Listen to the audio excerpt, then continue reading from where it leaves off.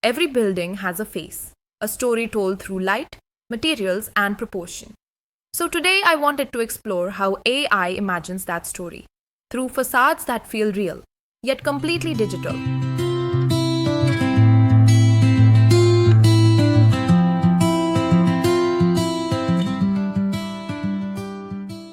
I started with a simple massing model, clean geometry, no ornamentation, just to see how far imagination could go. Then I described it, because in AI design, words become the blueprint.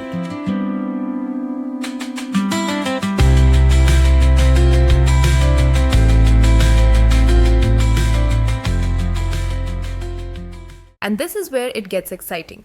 The same form, reimagined in 4 completely different ways. Each one speaks a different design language.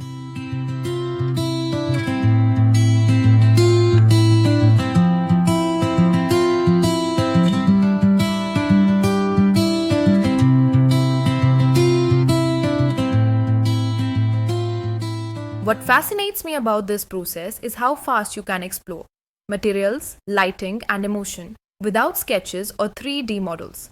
It's a creative shortcut, not a replacement. AI gives the idea, design gives it purpose.